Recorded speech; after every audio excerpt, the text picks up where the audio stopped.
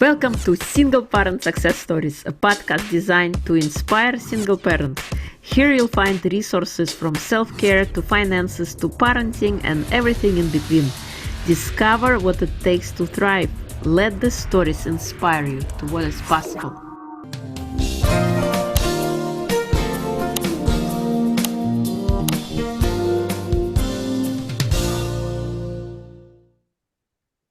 Hello and welcome to Single Parent Success Stories. Today's guest is Heather Teschner.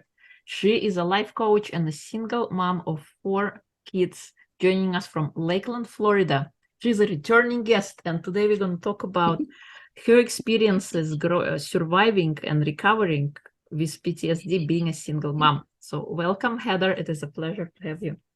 Thank you, Irene. It's good to be here, and I appreciate the opportunity to share today. Yes. Yeah.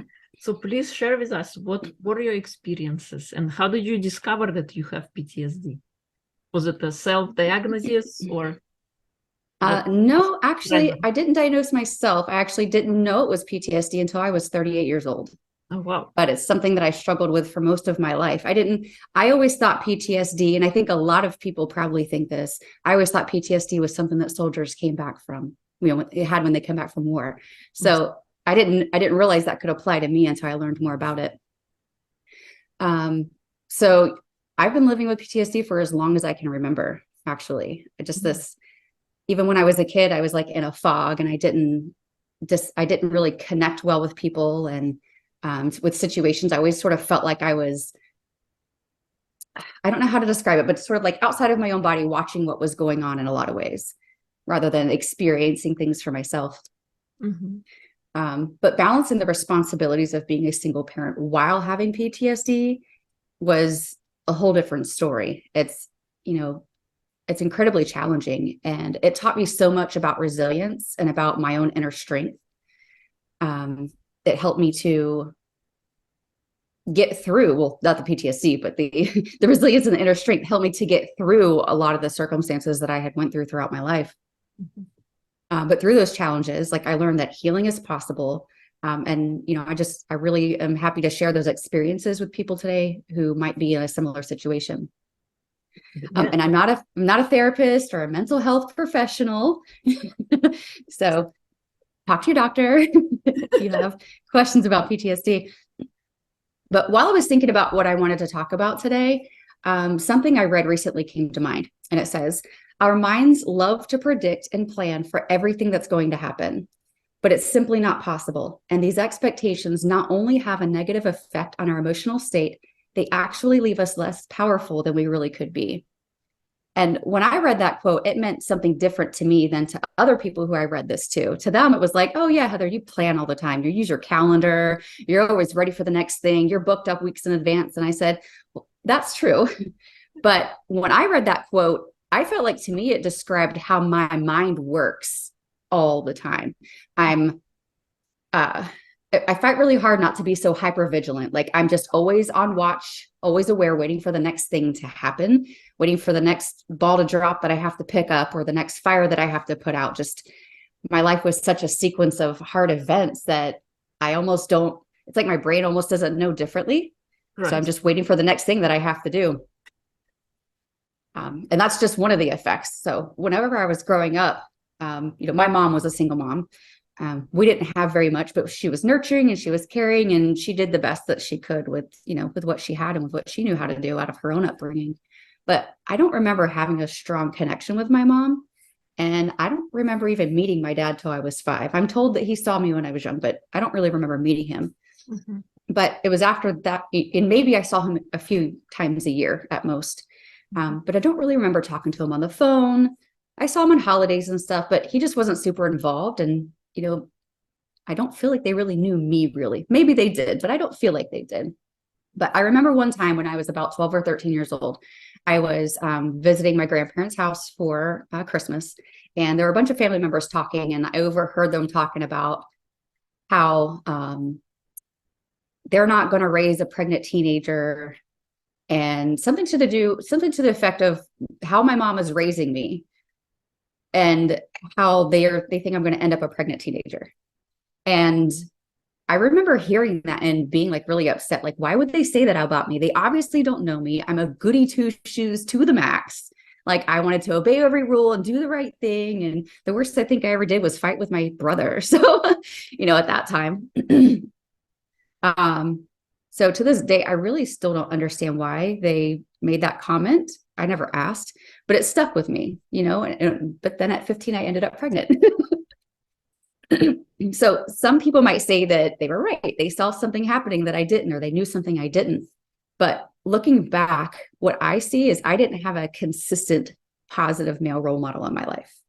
The opposite's actually true. My mom worked all the time. My stepdad was absent at best when he wasn't on a drinking binge or whatever he was doing. And I just rarely interacted with my dad. So when I was around, it was like, I was quiet or made to feel powerless by the adults in my life.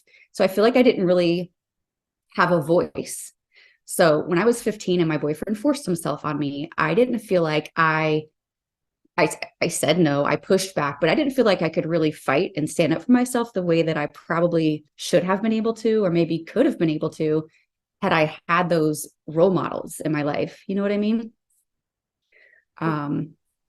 And sadly, that wasn't the first or last time somebody did something to me physically that I didn't want them to do. So I had multiple traumas over the period of my life, some of which was like physical and emotional abuse, sexual assault, and betrayal. So all of that happening, childhood through young adulthood or teenager, young adulthood, that I feel like is what had the largest impact on me and the way that my mind works, being hyper vigilant and waiting for the next bad thing to happen and not being trusting and being too careful around people. And I experienced that for a lot of years, but the way it affected me in my parenting was I was always in survival mode.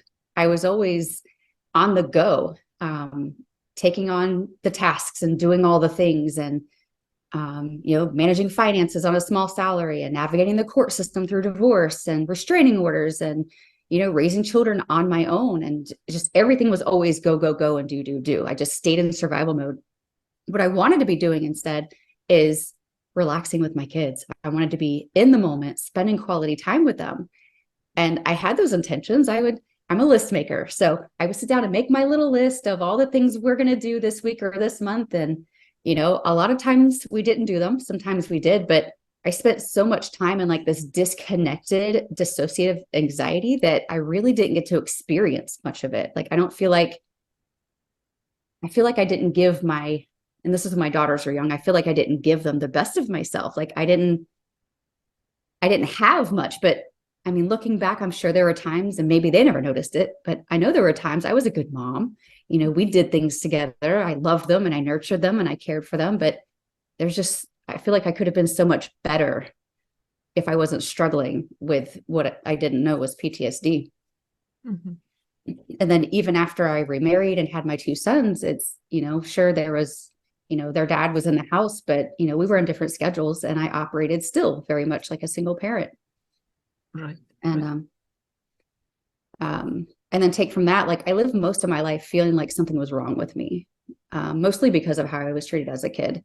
A big part of that, unfortunately, was my own grandmother. She was always grumpy and she always spoke to me in a mean tone, not towards my brother or my cousin, but always to me. And I never understood why. Like they would pick on me as a kid.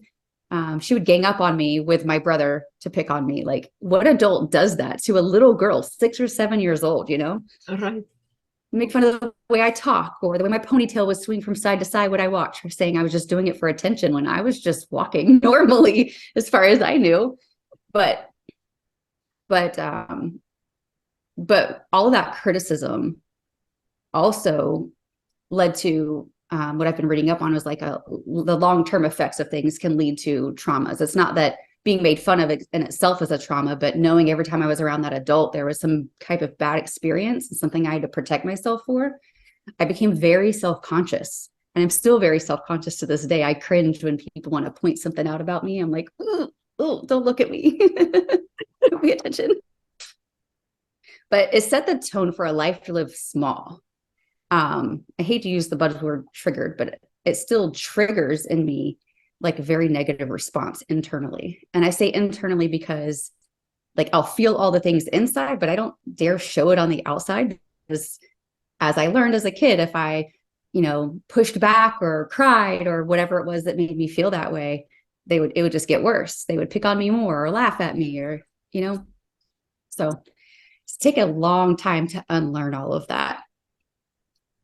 But I thought a lot. I thought very little of myself. I had negative self-talk, and I just felt small and unseen. And I felt like others thought of me that way, even if it didn't exist. I just went around with this mentality that, oh, I was unimportant. I was just, I didn't know why I was here. And it was like that most of my life. But like I said, I got diagnosed when I was 38 years old with PTSD.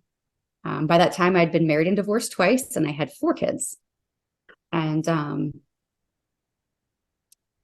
I wish I had been diagnosed sooner, because the things that I was taught in therapy and cognitive behavioral therapy was just a game changer to me. She taught me that there's a different way to think of things. She helped me understand why I thought the way that I did, and she would help me see things from a different perspective. But the way, and I don't know if all CBT is like this, but the way this particular therapist worked with me, it very much spoke to me. It was factual. It was like, here's how this works. Here's how your brain works. Here's how your body responds. And all of that, I don't know, just helped me connect the logic to the emotional brain. Mm-hmm. And I got a lot of recovery from that.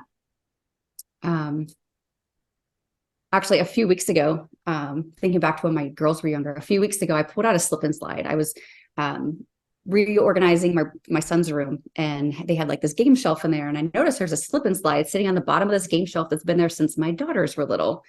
We just never made the time to play it or play on it. So and when I was thinking about the slip and slide, and I was like, why did we never play on this thing? I had all this mom guilt, thinking I never spent enough time with my daughters. Should I even play with this with my sons? Are they going to be jealous? They would never be. But the way the mom guilt brain works, I was like, why did I never? And I'm like, back then, everything always felt so hard, even if it wasn't hard. My mind was so preoccupied with being in survival mode that it was hard to snap out of that long enough to do things that would take what I thought was a significant amount of effort. It's like, oh, is the grass soft enough? Is it short enough? Are there ants? Do I need to treat the yard first? I should probably treat the yard first, and we'll come back to this in a few weeks. And by that time, I've either forgotten all about it or something else is going on. And I was just drained just from thinking about how much work would go into setting it up and getting the yard ready and cleaning up afterwards, and the wet towels and the wet floor. And like, saying it out loud right now sounds like that's not a big deal. I could have totally done it. So I got the slip and slide out, and I had just set it aside in the house. I didn't put it back on the game shelf. I was like, we're going to use this one day. Well, last week, my 10-year-old saw the slip and slide box still sitting, in this little unopened box laying in the laundry room. And he says, Mom, where'd this come from? Can we play on this? I'm like, buddy, that's been in your game shelf for a very long time. I said, but it was a Wednesday. It was a Wednesday afternoon. And I was like, no, why don't we wait till the next weekend you're with me, which would have been like over a week away. And I said, it's really, it's going to be hard to set up. We have to go find a right spot. And I don't know if there's any ants out there in the yard. And then we got the towels and the water. And he's like, it doesn't sound like it's that bad. Why can't we just play on it? Why do we have to wait for a weekend? It's like, well, I don't want us to get to bed late. He's like, we will get to bed late. And he challenged me, and that's all it took was somebody. No, he didn't challenge me in a disrespectful way, but he was like, but I don't understand. Help me understand. And actually him saying that helped me understand that my own thinking, still to this day, I will think that things are super hard. You get locked into that. Mm-hmm. So I was like, you know what? Yes, let's pull out the slip and slide. And I was nervous doing it. I'm just waiting for us to end up in bed late for just another reason.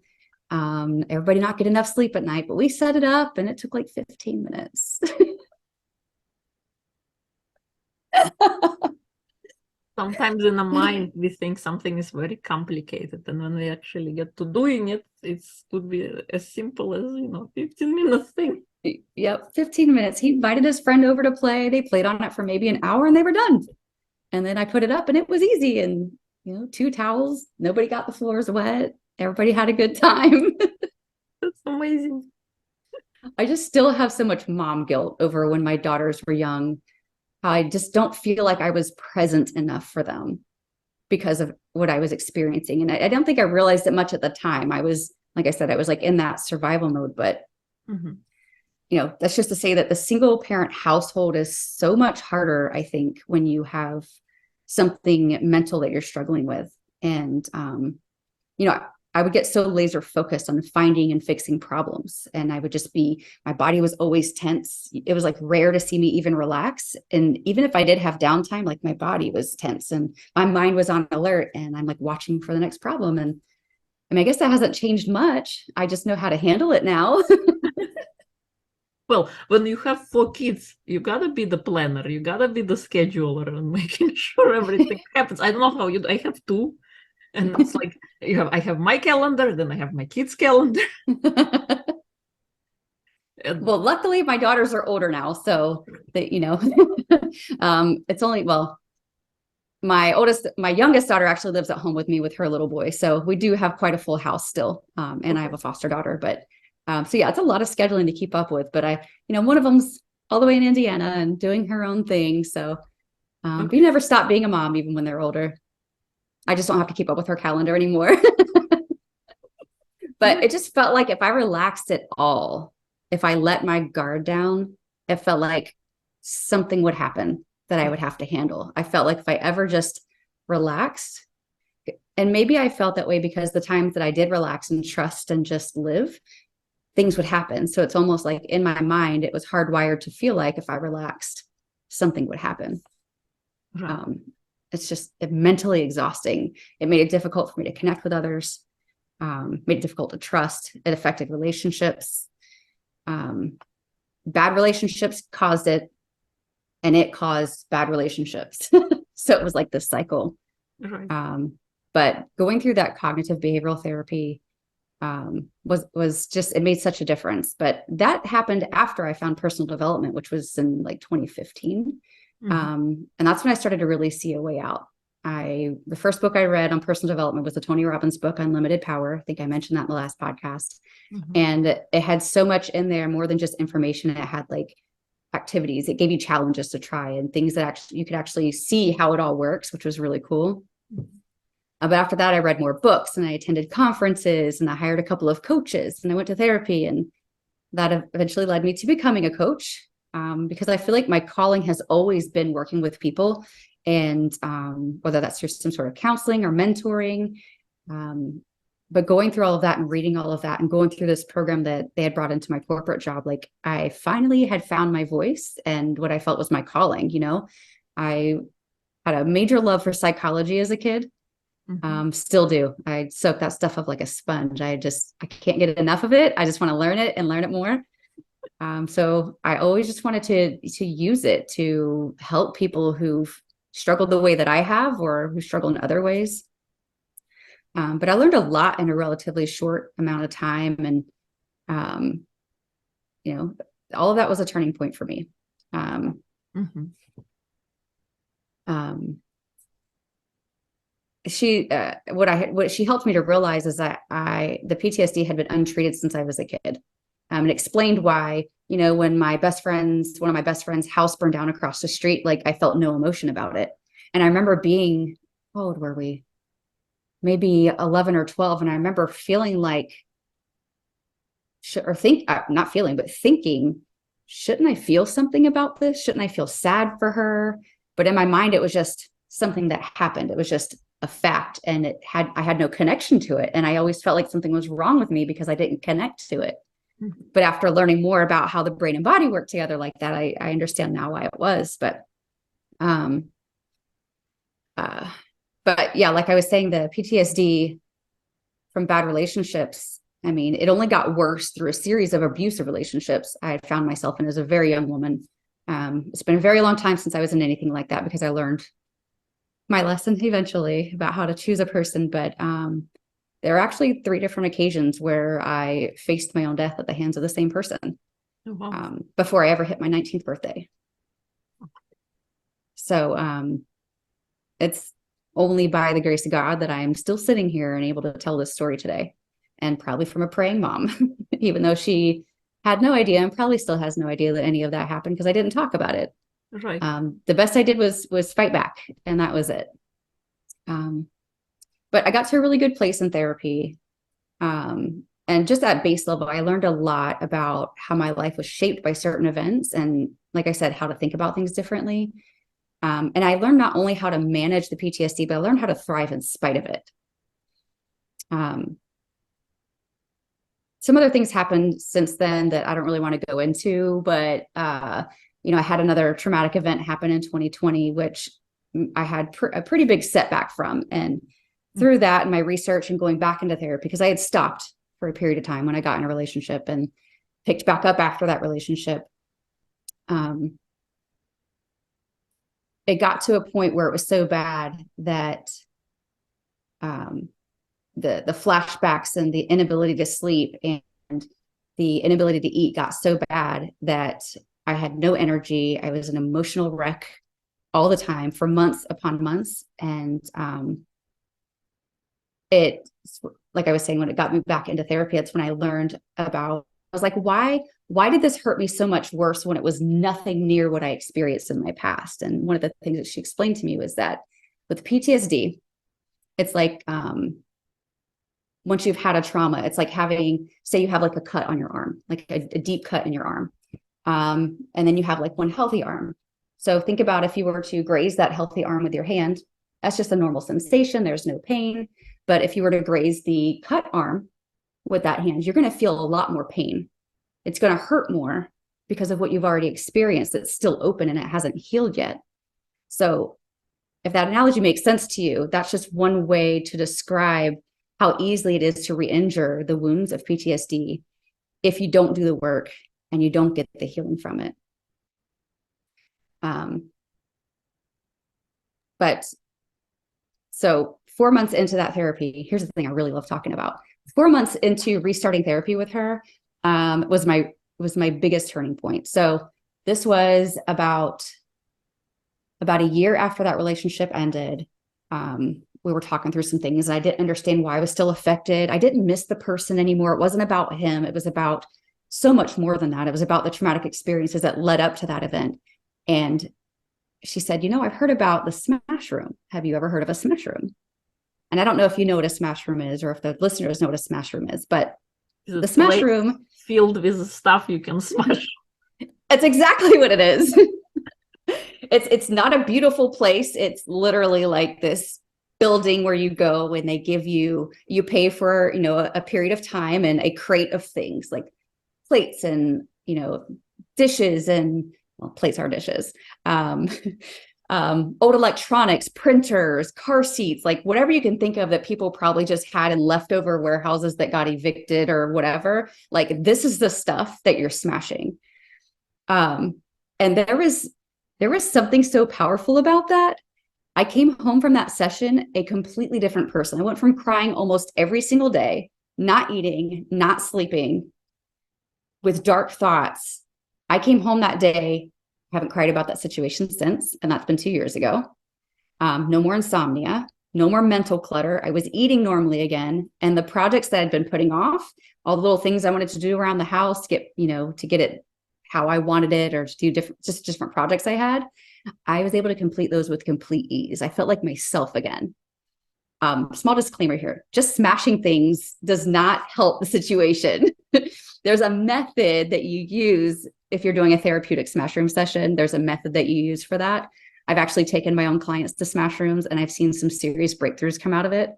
I never would have thought it, but what you're doing is you're channeling your mental energy or that negative energy let me back up a little bit. When something happens to you, when a traumatic event happens and you're not able to react to it the way that you need to, that negative energy still lives somewhere in your body and it doesn't get a chance to get expelled. And that's, in order to get through that, you have to work through it. And this is one way to do that. It's like you have these objects, and what you're doing is you're looking at this object, you're focusing on the traumatic event that happened, and then you're using your body to literally release the physical energy that's pent up inside of you.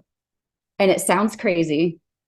It sounds hokey, but let me tell you, I'm laughing about it now, but it's so powerful and it did so much for me. I've actually been twice, and I don't know, I want to go smash things. No, you're so right. Because our body stores all that energy, and when it's not released, it can develop a disease.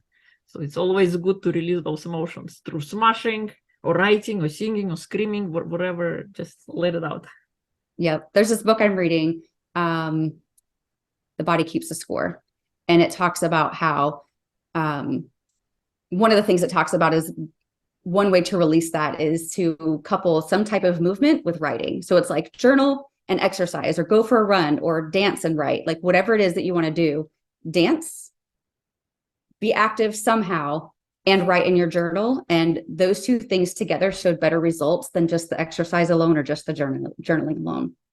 Those are two very powerful things to help work through, even if it's not PTSD that a person's struggling with, just if they're just very stressed. Like, those are some of those things that can really help them work through it. Some other things that help, other things that I do when I'm stressed, or when I have, spiraling thoughts taking over, is I'll go for a walk, or I'll go for a run. I'll bring music or a podcast, because, during those times, I don't always want to be alone with my thoughts. It's those thoughts I'm trying to get rid of, using that energy. Another thing I do is I'll lay flat, like on a bed or on the floor, and I'll close my eyes and just breathe deeply for a few minutes. Or there's another one that I get laughed at about, where you lay on the floor, but you put your legs up against the wall, like your feet facing the ceiling. And something about what it does to your body with, regulating the blood flow, doing that and taking some deep breaths, that has actually been very helpful. It's kind of like meditation, but without the actual meditation. When I meditate, I like to do what they call a release meditation technique. So you're literally just repeating the word release over and over, out loud at first, then quietly to yourself, and focusing on the word release, as opposed to, letting thoughts just come at you, blindly. So it's different than just laying and breathing, but you're being more intentional about what is it you're thinking about. Or I'll call somebody and vent. That's usually my guy. He's been really good at just letting me vent and say all the things I need to say, judgment-free, almost judgment-free.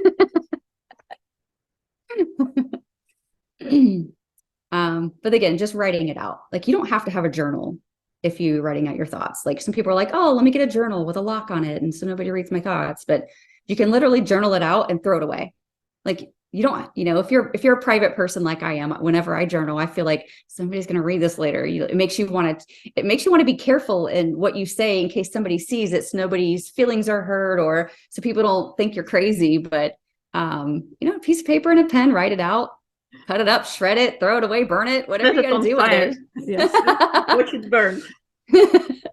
But I do actually keep a journal, and I think it's helpful to keep a journal, because I like to flip back and look at what I was thinking this time last year, or, just reading through and seeing how my thought process has progressed. But happens when you write, though, even if you don't know what's bothering you, say you're just like in a really bad mood, and you're just like, oh, I'm just in a bad mood, I don't know how to get out of this funk. You just sit and write about what you're thinking about.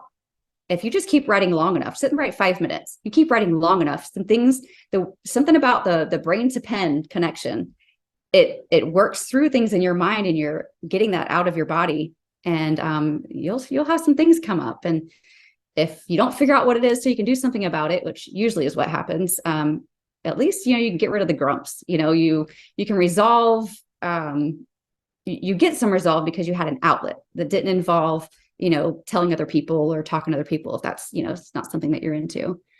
Another thing that I know a lot of people find helpful is medication. And again, I'm not a doctor. Don't go take a medication just because I said so. But if that's something that you're open to, medication can help while coupled together with other things. If you're just taking medication alone, I feel like that really just serves as more of a Band-Aid. I believe that the purpose of the medication is to help you get to a certain point to where you can feel the mental and physical energy to do all of those things, to feel like going outside for a walk, or to feel like organizing that corner of your room to make the clutter feel like it's gone. Sometimes it takes something to get you to that point while you work on your healing journey, and then you can eventually go off of it if it's not something you want to stay on.